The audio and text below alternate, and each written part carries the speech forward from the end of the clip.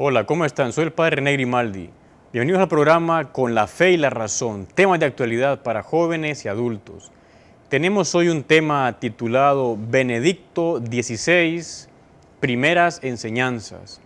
Es un tema en el que abordaremos una serie de enseñanzas que el Papa Benedicto nos ha ido dando al iniciar su pontificado. Y veremos, por ejemplo, el nombre de él, por qué lo tomó, por qué se llama Benedicto. También el escudo del Papa, por qué es tan importante y qué nos transmite, qué simbología tiene ese escudo. Y luego veremos algunas enseñanzas que él ha transmitido al inicio de su pontificado. Por tanto, comenzamos ya con el nombre del Papa Benedicto. Benedicto viene del latín benedictus, que significa bien dicho o bendito. Y también una raíz que se puede sacar de ese nombre o una derivación es Benito. De hecho, Benedicto, Benito vienen a significar lo mismo.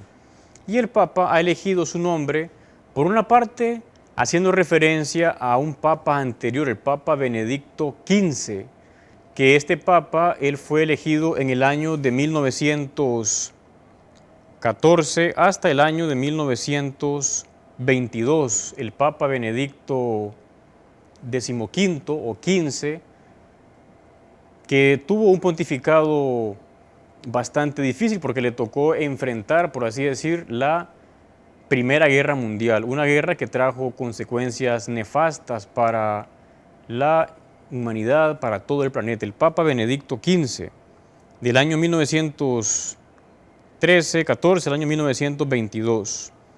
Y en una audiencia del Papa Benedicto XVI, dijo lo siguiente: he querido llamarme Benedicto XVI para unirme idealmente con el venerado pontífice Benedicto XV o XV, que guió la Iglesia en un periodo difícil a causa del primer conflicto mundial. Fue valiente y auténtico profeta de paz y trabajó con gran valentía para evitar el drama de la guerra y después para limitar sus nefastas consecuencias.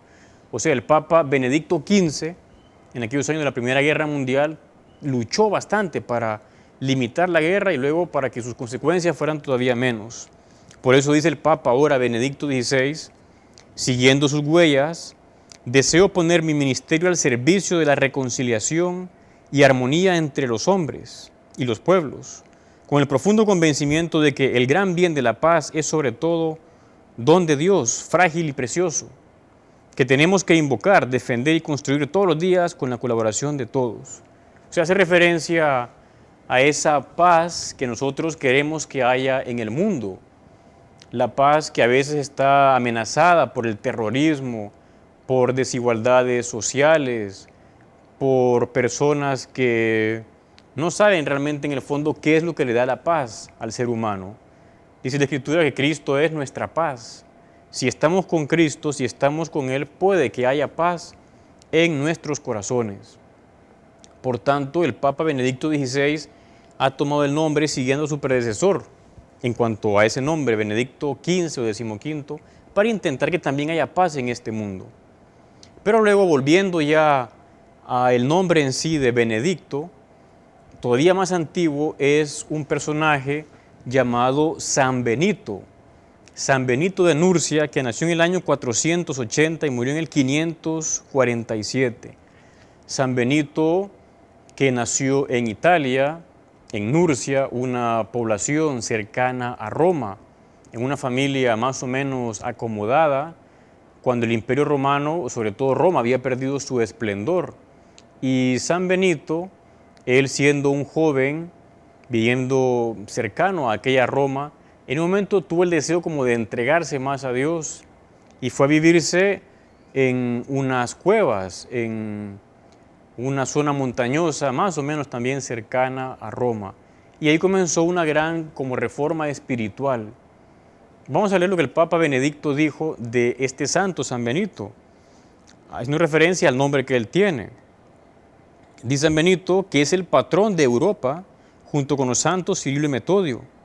La progresiva expansión de la orden benedictina por él fundada ha ejercido un influjo enorme en la difusión del cristianismo en todo el continente. O sea, San Benito fue un gran predicador. Él fundó la orden de los benedictinos introdujo una regla, una serie de enseñanzas o modos de cómo vivir la religiosidad. Los que se retiraban se apartaban del mundo para dedicarse a Dios. Por eso es muy importante San Benito de Nurcia, porque él difundió el mensaje cristiano en toda Europa. Dice, San Benito es sumamente venerado en Alemania y en particular en Baviera, mi tierra de origen. Constituye un punto fundamental de referencia para la unidad de Europa y un fuerte recuerdo de las irrenunciables raíces cristianas de su cultura y su civilización. O sea, también el Papa Benedicto XVI, con la figura de San Benito, quiere recordarnos esas raíces cristianas de Europa. San Benito es patrón de Europa, influyó notablemente en la formación cultural europea, junto con los santos Cirilo y Metodio en la parte oriental de Europa. Y luego hizo una referencia recordando una parte de la regla de San Benito, donde dice, no anteponer nada al amor de Cristo. San Benito decía eso, San Benito de Nurcia, no anteponer nada al amor de Cristo. De hecho, es el primer mandamiento de la ley de Dios, amar a Dios sobre todas las cosas, no anteponer nada al amor de Cristo. Por eso dice ahora el Papa Benedicto, al inicio de su ministerio como sucesor de Pedro, dice, pido a San Benito que nos ayude a mantener con firmeza a Cristo en el centro de nuestra existencia, que en nuestros pensamientos y en todas nuestras actividades siempre esté en el primer lugar. O sea, nos invita a que Cristo realmente esté en el centro de nuestras vidas, en el primer lugar de nuestros pensamientos, de nuestra existencia. Porque si Él está ahí, que Él es la luz, la verdad, puede orientarnos para que podamos avanzar con seguridad en nuestra vida. Luego quería referirme a otro aspecto del Papa Benedicto XVI, y es en una homilía que él dio al inicio de su pontificado. Perdón, más que al inicio, era anterior a la elección del nuevo Papa, que es él, antes del cónclave, en una misa que se celebró en la Basílica de San Pedro, siendo entonces el cardenal Ratzinger, hablaba de algo muy interesante, que tiene mucho que ver con este programa, con la fe y la razón, que es el tema del relativismo. Como si fuera el relativismo, viene a decir de que no hay verdades absolutas, todo es relativo, que la opinión va cambiando, o que no hay como normas morales fijas. Pues en esa ocasión el entonces cardenal Ratzinger, en esa misa, en esa homilía de esa misa antes del cónclave, dijo o recordó cómo hay una serie de tendencias siempre cambiantes en el pensamiento contemporáneo. ¿Cuántos vientos doctrinales hemos conocido en estas últimas décadas? ¿Cuántas corrientes ideológicas? ¿Cuántas modas de pensamiento? O sea, en este último siglo ha habido como una gran variedad de pensamientos, de ideologías, de modas, modos de pensar que muchas veces alejan al ser humano del verdadero camino. Dice, cada día nacen nuevas sectas y vemos realizado lo que San Pablo dice sobre el engaño de los hombres, sobre la astucia que tiende a conducir al error. ¿Cuántas sectas? No solo religiosas, también de grupos o de pensamientos raros que desorientan a las personas. Decía entonces el cardenal Ratzinger que el relativismo, es decir, el permitirse a uno mismo dejarse llevar por cada viento doctrinal, parece ser la única actitud que está de moda. Que cada quien piense lo que le da la gana. Bueno, de poder uno puede, pero debería siempre pensar e ir hacia la verdad. Porque la verdad nos libera a nosotros. La verdad sobre nosotros mismos y también de cómo debemos actuar nosotros mismos para perfeccionarnos como personas. Por eso dice o advierte a lo que él denominó la llamada dictadura del relativismo. Dictadura del relativismo, que no conoce o no reconoce nada como absoluto y que deja únicamente al yo y sus caprichos como última medida. Ante el relativismo, ¿qué hay que hacer? Bueno, hay que fijarnos. Hay que fijarnos que sí hay verdades. De hecho, cuando uno dice que no hay verdades, está afirmando una verdad, con lo cual es absurdo. Sí hay verdades. Y sobre todo hay una verdad con mayúscula. Una verdad que es una persona que nos ama y que nos orienta, que es Cristo. Por eso dice que la Iglesia ofrece a sus seguidores una fe adulta, que no sigue la última tendencia y que está por el contrario profundamente enraizada en la amistad con Cristo. O sea, la Iglesia Católica no es que ande como dando tumbos, siguiendo las modas de pensamiento. Está enraizada en esa verdad única que es Cristo y que orienta toda nuestra actividad humana. Sobre esta base de la amistad con Cristo tenemos la medida para discernir entre lo que es verdadero y lo que es falso, entre el engaño y la verdad. A veces alguna gente piensa que la Iglesia Católica va a cambiar en temas fundamentales y no. ¿Por qué? Porque tiene también ese deber de defender la verdad que ilumina nuestra manera de vivir, que orienta nuestros pasos en este mundo.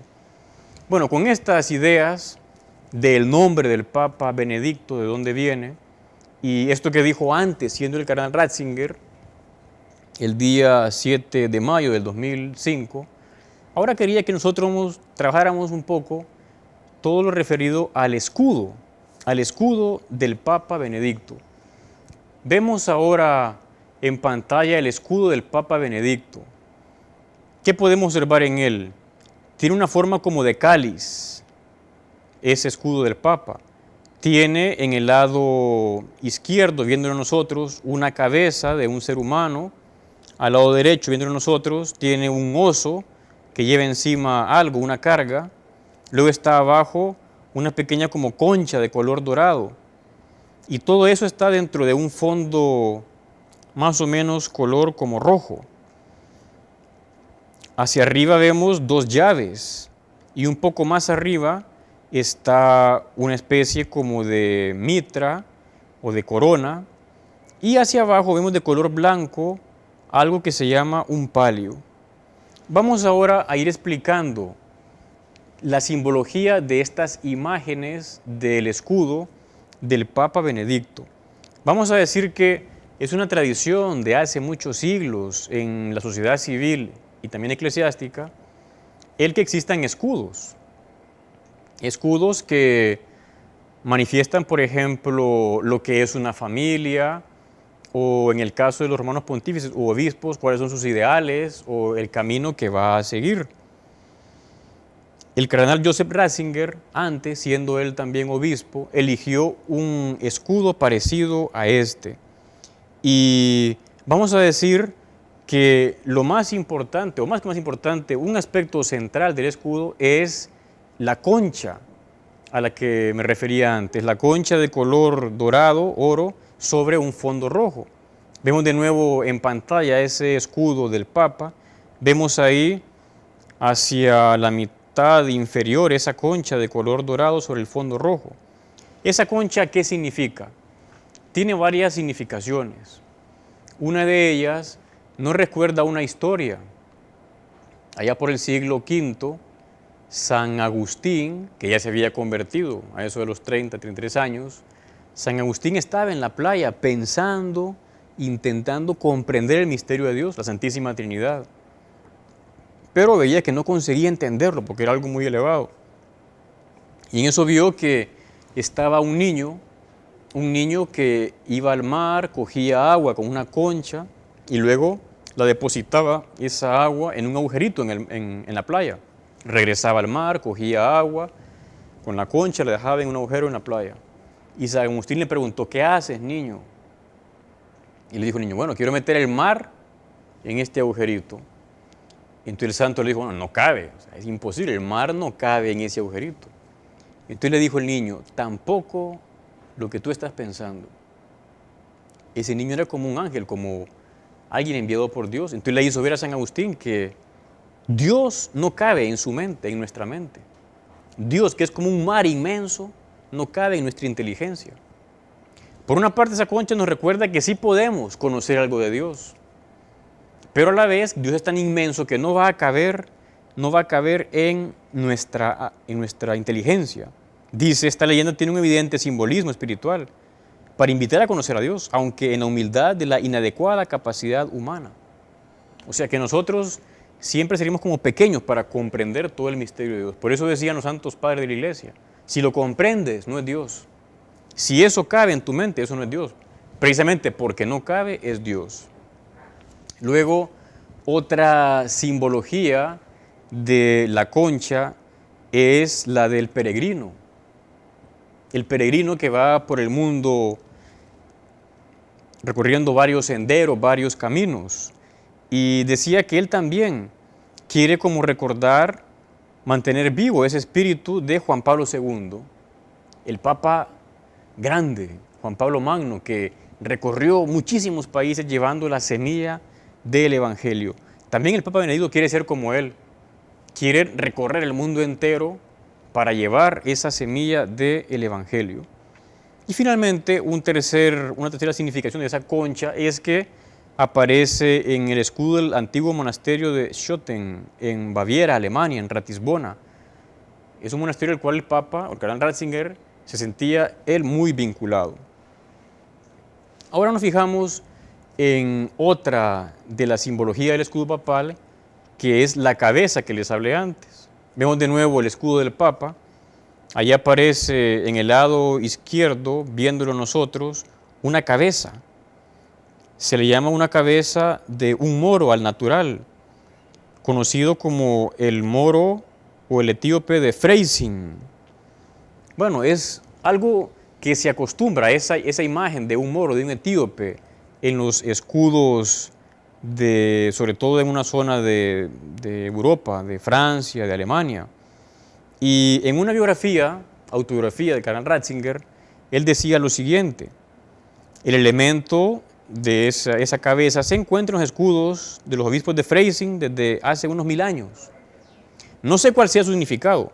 Para mí es la expresión de la universalidad de la Iglesia, que no conoce ninguna distinción de raza y de clase, porque todos nosotros somos uno en Cristo, como San Pablo dice en los Gálatas 3:28. O sea, esa cabeza que aparece en el escudo del Papa, de ese moro etíope, le recuerda a él la universalidad de la Iglesia, que está abierta a todas las razas, a todas las personas que quieran acercarse.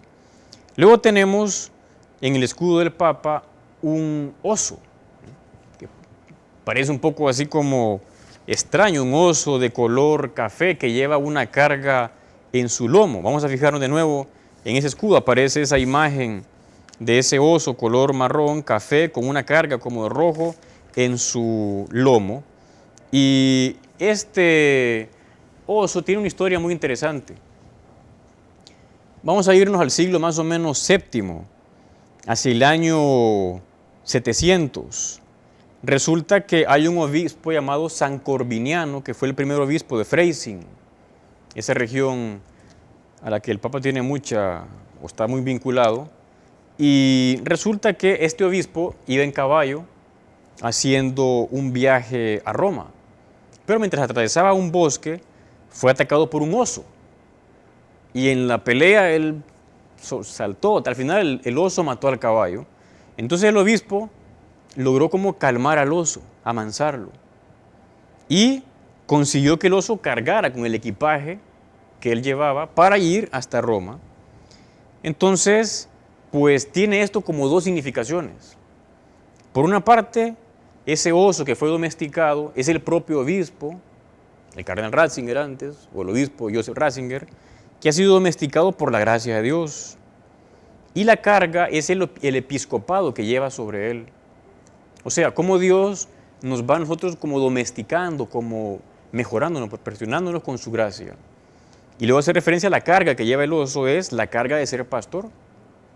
Ciertamente no es fácil ser obispo o cardenal o romano pontífice, un papa. De hecho, el cardenal Ratzinger, él había pensado su vida dedicarla mucho a la enseñanza, a la investigación teológica. Pero allá por el año 77 más o menos fue nombrado obispo por el Papa Pablo VI. Más adelante Juan Pablo II lo invitó a trabajar en la Congregación para la Doctrina de la Fe, que se encargaba de vigilar la recta doctrina, la fe católica en todo el mundo. Entonces él ha llevado como un peso en sus espaldas. Y ahora, este peso mayor de ser romano pontífice. De hecho, él decía que veía como que la guillotina se iba acercando y como que le pedía a Dios que mejor no, pero al final, hágase tu voluntad. De hecho, con haber aceptado ser papa, nos dio una gran enseñanza Benedicto XVI, a los 78 años, ponerse ese peso encima. Porque a él le preguntaron, ¿usted acepta este cargo? Dijo, acepto.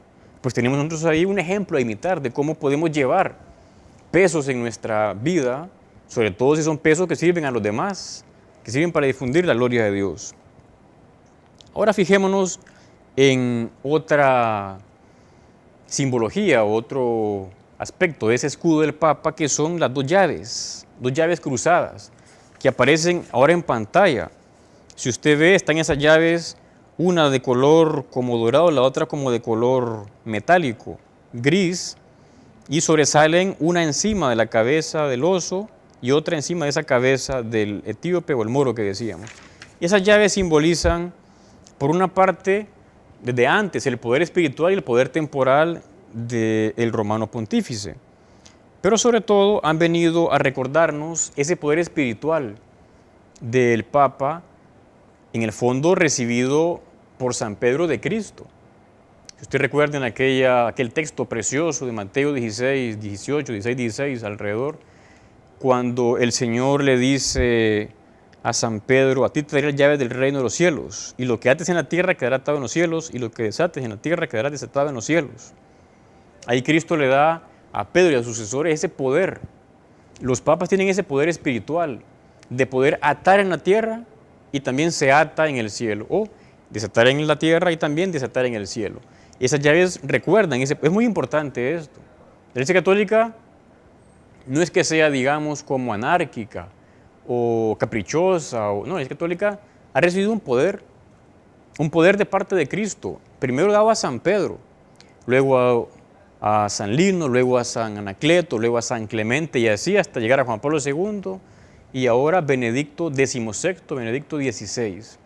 Es el poder espiritual que tiene la Iglesia para poder hacer y deshacer y encaminar a las almas hacia la salvación, hacia la felicidad eterna. Luego vamos a fijarnos en otro aspecto del escudo del Papa, que es esa mitra que aparece ahora en pantalla. Vemos esa mitra que es color también dorado con unas franjas, una especie como de triángulo gris y unas franjas también color grisáceo o gris, que vienen a recordar los tres poderes del sumo pontífice, ya en otro ámbito más eclesiástico, que son el orden sagrado, la jurisdicción y el magisterio. Se le llama a eso una mitra. Ese como casco, digamos, o como corona que se ponía antes, se le llama una mitra. No recuerda esa potestad. El Papa puede santificar con los sacramentos, puede también enseñar y tiene capacidad de mandar, de regir, de gobernar, porque ha recibido ese poder de parte de Cristo. Ese es, por tanto, el sentido de esa mitra que está ahí encima del escudo o junto con el escudo del Papa. Luego fijémonos en otra imagen que aparece en ese escudo que está abajo. Si usted la ve, es como una especie de semiluna blanca con unas pequeñas como cruces rojas y tiene abajo otra pequeña franja que cae. Eso es el palio que suele estar hecho de lana y que nos recuerda la misión del pastor, del rebaño, a él encomendado por Cristo. De hecho, en la antigüedad los papas usaban una verdadera piel de lana de cordero sobre el hombro. Y luego se fue cambiando hasta poner ya ese elemento llamado así palio, una especie de estola, como una especie de tela así blanca,